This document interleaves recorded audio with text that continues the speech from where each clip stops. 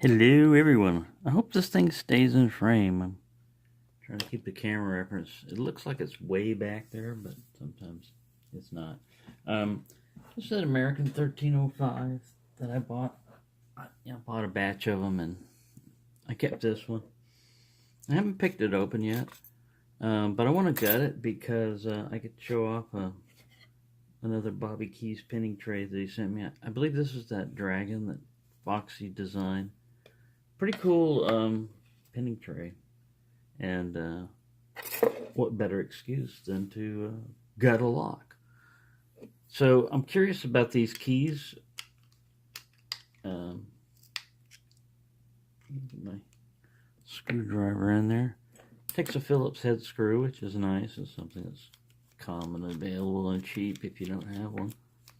You usually can find it for less than $1. Like Wally World or any dollar store type of thing.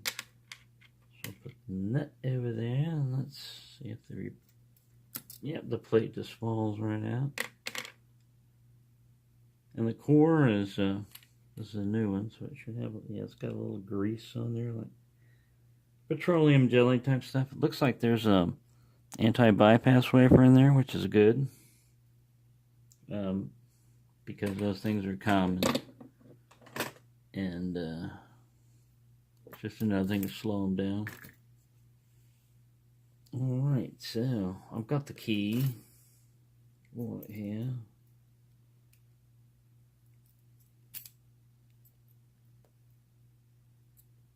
I'm going to turn it like this, and then I get to find another one.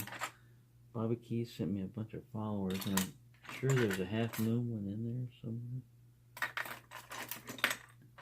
that will fit this. There's a half moon. Let's eat that. It may be a bit big. Yeah, that one's a bit big, but we've got a small one. Sorry, I wasn't totally prepared here. I'll just use I'm sure he's got one in here. He sent me like every follower you can imagine. But, he's ill prepared. I'll fast forward if this takes forever, but I shouldn't have to. I do have a mess over here, and like I said, I'm going to clean out, I've got a peanut butter jar. It's plastic and everything. It's about the size of this one back. This jar back here. It's about that size. And I'm going to clean it out and put my followers in there. Because look, I'm scattered everywhere. That's what I'm looking for right here. This guy will work. Just, let's get a shim here. Shimmy, shim, shim. Yeah, I'm curious about what's inside these because it's probably just a standard. And you can swap these cores out, you know, like if I don't mind a lock that's difficult to pick open. I'll have to look at the date code on that. I think I've looked it up already. I want to see what year they're manufactured. If they're any different, it should be like serrated spools. Oh, I'm looking for a shim. Sorry. And you got to get the spring clip off. I know. I'm organized. There's my little C-clip thingy. I don't know if it's going to fit this guy perfectly, but we'll see. Yeah, it comes off. I think he's pushing him around again. Uh-oh, here we go. There's something shot out. Oh, I've got the cord turned 180 in this battle with the C-clips. So key pins are falling around. See? I've been picking for like over a year and gutting locks about that long and picking longer than that, but see, I still make mistakes like that. It's no biggie because a while back I bought some and so you can seize up if you don't have the key in there when you do that, you seize up the core. So you should really only turn like 45 degrees, maybe at most 90 when you do this. Not 180 like I just did. So there you go, you can learn. But look, they're serrated key pins, which is nice. One of them bounced down there somewhere. It's disappeared off in the wild blue yonder. But yeah, Try not to do what I do on some of these things. It's only one, I think, because it's only like 5 pins. Each. See, now I've done something even worse. I turned them around again. Got one guy halfway stuck and halfway gutted. Right, so, you know, that's how you can butcher up a gutting right there. How to butcher up a gutting. Well, you take like a pick, usually like any pick, and you try to get it back to where the core will turn by pushing the drivers which are falling down into the key pin position. And you're trying to turn the core at the same time. Sometimes you have to like pick it. You have to go in there and like probe pick them. That's probably what I'm going to have to do right now. I'm trying to turn this also with my thumb back here, the core. You can get a tension wrench. This is not working well, is it? You see? See what not to do? Well, anyways, you can kind of like use the, I think he's caught up on somebody though. Right, botched this up pretty good, didn't you? Yeah, I still fall for the 180 trick. Well, I was concentrating on that C-clip. I thought it was going to give me a big battle. It really wasn't. This lock has been difficult, like I said. Difficult to open, difficult to gut. Look at it, 6 minutes, and I still haven't gotten past this.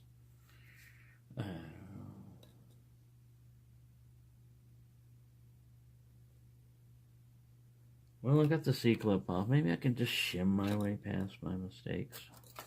Once again. Should have shimmed it in the first place. I think that's all I'm caught up on back here is one of these guys. Yeah. You'd think I'd learn by now, you know? No. Haven't learned yet.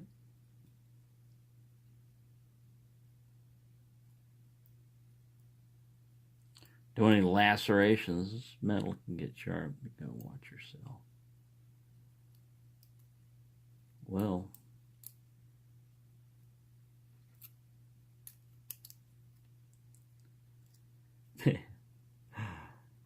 Just have some like Benny Hill, like the chicken music. While I'm trying to do this. Ew, I can see the pins falling through back here. Very bad of me, very bad. Horrible, horrible example of attempted gutting. Well, you know, these things happen.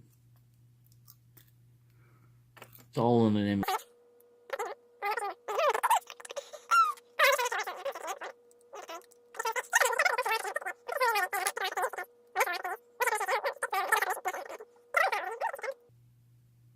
Eventually. But probably not right now. So I'm going to pause this video and fix my mistake, and we'll come back to this. Alright, so what I had to do was I took kind of like my Tron, which is kind of almost like a flat kind of pick anyway. It doesn't have a lot of rise. And I put what does rise. It has, you know, the hook part of it facing away from this. And I pushed my driver spring down while I was pushing my follower, and just did this one stack at a time until I came to the last one. And I would push it down, but the follower didn't want to go forward, so I went back and checked this last one here, which is pin number 2, and it was sticking actually. So once I got past that one, you push it down, you can feel the shim hit your pick, you know, and move it. And then once you do that, the core is free, and you can use your follower. I should have been using the shim in the first place. Shoulda, woulda, coulda. And right now is a good time to mark the front of your follower or your Bible, so you'll know. Where my markers are lurking at. Here's one right here. People put various symbols or whatever they want on there.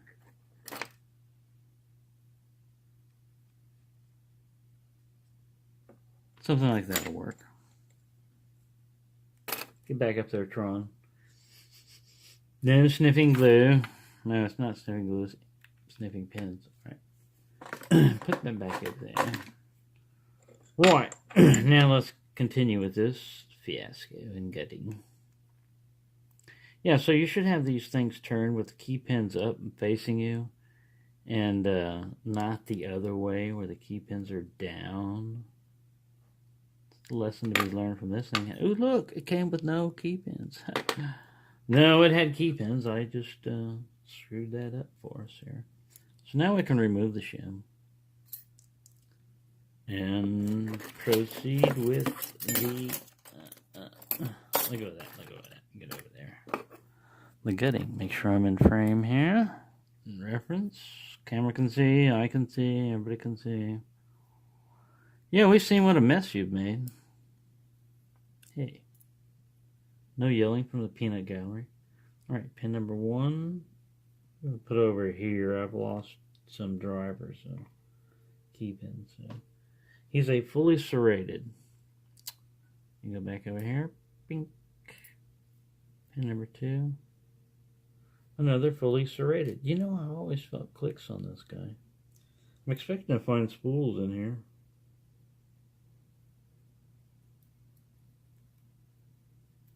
Huh.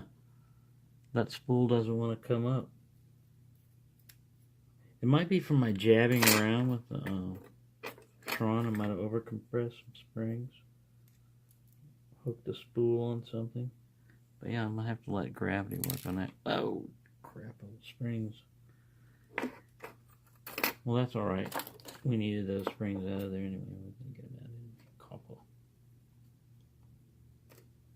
And you, what are you? Yes. Another serrated. Wow. I bet they're all going to be serrated. Here's another spring, another. Those last two are just sitting there. And that's probably, like I said, from me over compressing. Let me get this. See this guy will focus. And then we'll try to zoom in. Miracle of science. See how dirty my fingers are too. I've been messing with locks all day. But yeah, see there's 2 in there. See how that one is below the line and everything? It'd be like a gravity lock. If you turned it a certain way, it wouldn't really come into play that much. That other one back there is sticking up enough that it probably would drop in and block the rotation of the plug. But let me zoom back. Here we are, we're at 1x. I'm just going to drop those 2 because I don't think they're going to be any different. But we'll see.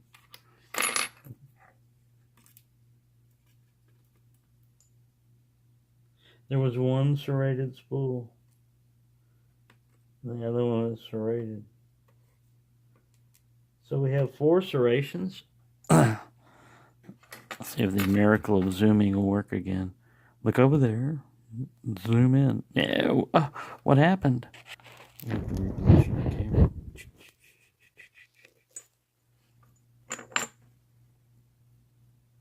Yeah, there was one spool and 4 like fully serrated guys. Well, that looks weird. I think we should zoom back. Yeah, I'll try to find the other driver, but I'll try to pick this guy too again. But I haven't picked him yet, like I said, and I was just curious as to what was inside, and I had nothing to better do. And I want to show off this really cool pinning tray that Bobby Keys sent to me. And I'll try to rotate the ones out that he's sent there. And they're pretty useful, man. They really come in handy because, see, I don't really have time to mess around with putting this thing back together unless I find that other driver. And so I'll set it aside and try not to knock it over. And keep everybody together with it. You know, it gets in the way. But I don't have time right now to mess with it. But this will keep it fairly organized and handy, and